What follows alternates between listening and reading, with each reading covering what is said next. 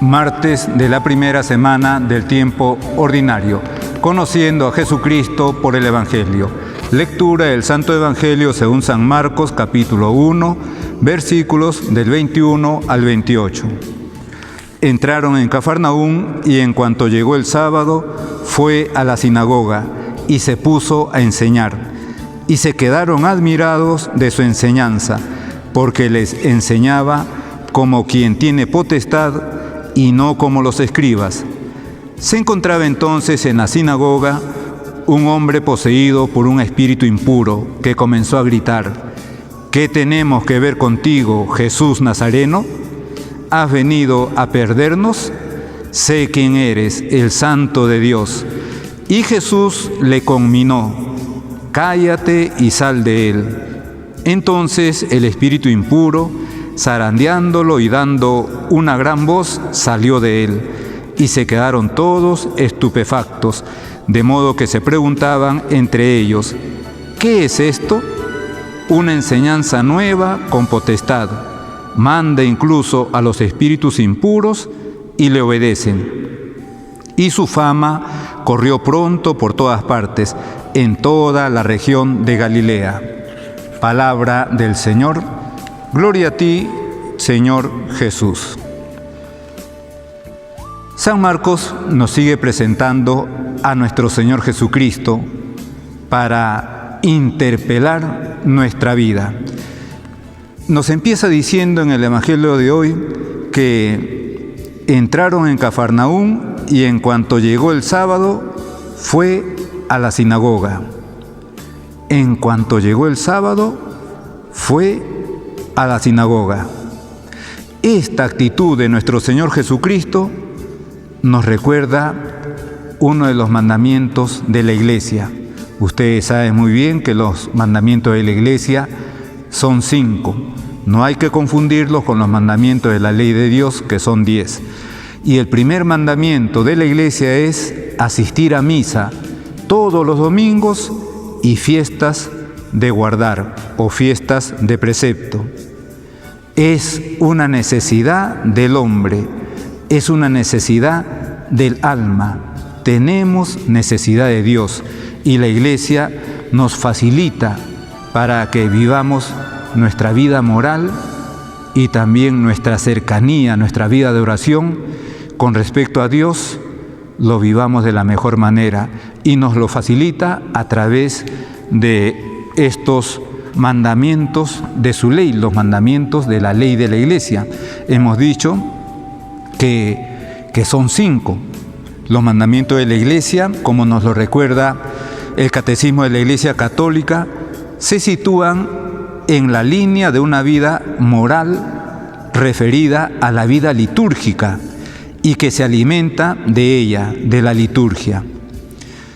El carácter obligatorio de estas leyes positivas promulgadas por la autoridad eclesiástica tiene por fin garantizar a los fieles el mínimo indispensable en el espíritu de oración y en el esfuerzo moral. Esta es la razón por la que la Iglesia, la autoridad eclesiástica, pues nos ha dejado estos 5 mandamientos. De esta manera nos está garantizando a todos los fieles ese mínimo indispensable en el espíritu de oración. Una vez a la semana asistir a la Santa Misa, por ejemplo. Y también en el esfuerzo moral, es decir, en el esfuerzo por las buenas costumbres, por hacer siempre el bien. Y además en el crecimiento del amor de Dios y del amor del prójimo. Fíjense cómo la sabiduría divina puesta al servicio de todos los seres humanos, de todos los cristianos, nos ayuda a todo esto, a vivir bien nuestra oración, a que nuestra conducta sea de acuerdo a nuestra fe, a que vivamos el amor a Dios y el amor al prójimo. Y decíamos que los mandamientos más generales de la Santa Madre Iglesia son 5, que es bueno recordarlo. Ya decíamos que el primero es oír misa entera todos los domingos y fiestas de precepto.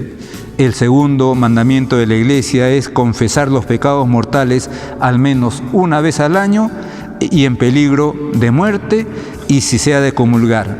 El tercer mandamiento de la Iglesia es comulgar por Pascua de Resurrección. El cuarto mandamiento, ayunar y abstenerse de comer carne cuando lo manda la Santa Madre Iglesia. Y el quinto mandamiento, ayudar a la Iglesia en sus necesidades. Es bueno recordarlo. Ahora decíamos con motivo de estas palabras de San Marcos que nos presenta nuestro Señor Jesucristo un día sábado acudiendo inmediatamente a la sinagoga. Jesucristo, como buen judío, y seguramente que lo habría aprendido desde que antes de entrar al uso de razón humanamente, de San José y de la Virgen Santísima. Esta actitud de nuestro Señor nos recuerda, pues, les vuelvo a repetir, ese mandamiento de la Iglesia, asistir a misa todos los domingos y fiestas de guardar. Y allí, en la sinagoga, nos dice San Marcos que nuestro Señor se puso a enseñar. Para esto había salido de la Trinidad, como Él lo va a decir en otro momento. Para esto he venido, para esto he salido. Había salido de la Trinidad, ¿no? Y había venido desde la Trinidad para enseñar. Más adelante vamos a ver que esa enseñanza no puede ser otra cosa que revelaciones divinas. Pero en esta actitud nuestro Señor está manifestando su obediencia, cumple la voluntad de su Padre Dios. Y cuando aquellos hombres de Cafarnaúm lo escuchan, se quedan asombrados de su enseñanza, porque enseñaba con autoridad y no como sus autoridades, los escribas, por ejemplo. Y es que la enseñanza de nuestro Señor Jesucristo es una enseñanza divina y su autoridad es una autoridad divina. Ahora, la pregunta es, ¿reconozco como divinas su enseñanza y su autoridad? Porque esa enseñanza y autoridad de nuestro Señor no han terminado. No es que hace 2000 años el Señor lo dijo y ahí quedaron. Esa enseñanza y esa autoridad divinas son eternas y siguen siendo actuales también hoy día. Por lo tanto, las reconozco como divinas, reconozco en la Iglesia esa enseñanza y esa autoridad, porque la Iglesia no es otra cosa que no hace otra cosa que la misma misión que recibió nuestro Señor Jesucristo. La Iglesia no se inventa nada de todo lo que ha dicho nuestro Señor. Pero además de reconocer esa autoridad y de aceptarlas, ¿procuro cumplirlas? Las enseñanzas de nuestro Señor. Es bueno fomentar esto mismo que les pasó a aquellos pobladores de Cafarnaúm. Se quedaron admirados de su enseñanza, se quedaron asombrados de su enseñanza. Es bueno, le decía, fomentar ese asombro. Las enseñanzas de nuestro Señor, consignadas en la Biblia, en el Nuevo Testamento, son dignas de asombro, porque son enseñanzas divinas, son revelación divina.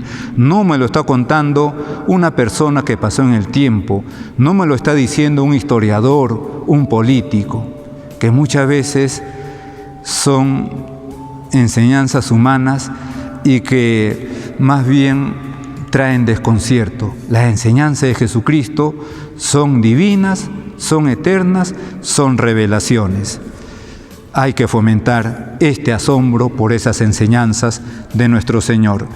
Pero además nos sigue diciendo San Marcos que ya en la sinagoga un hombre que estaba poseído por un demonio, ese demonio se va a encarar contra nuestro Señor Jesucristo y le va a decir: sé quién eres, el Santo de Dios.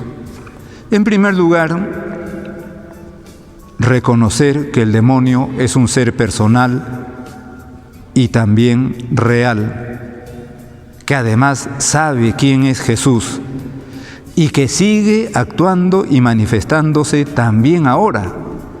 Su accionar más común es la tentación, la inclinación al mal, al cual siempre trata de inducirnos. Esa es la forma de presentarse de manera más corriente y más común la del demonio. No se nos va a presentar en una noche oscura o en un paraje solitario. Se nos va a presentar a plena luz del día,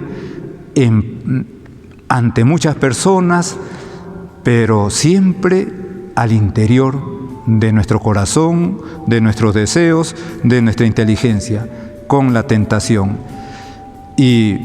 Pero Jesucristo nos da ejemplo de cómo no hay que entrar en diálogo con el demonio, porque le va a decir inmediatamente: cállate y sal de él. Jesucristo nos enseña a no entrar en diálogo con el demonio. Y después San Marcos nos sigue diciendo, nos sigue hablando del asombro de aquellos pobladores de Cafarnaúm ante el poder de Jesucristo, ante la enseñanza divina de sus palabras, ante su autoridad. ¿Qué es esto?, se van a preguntar.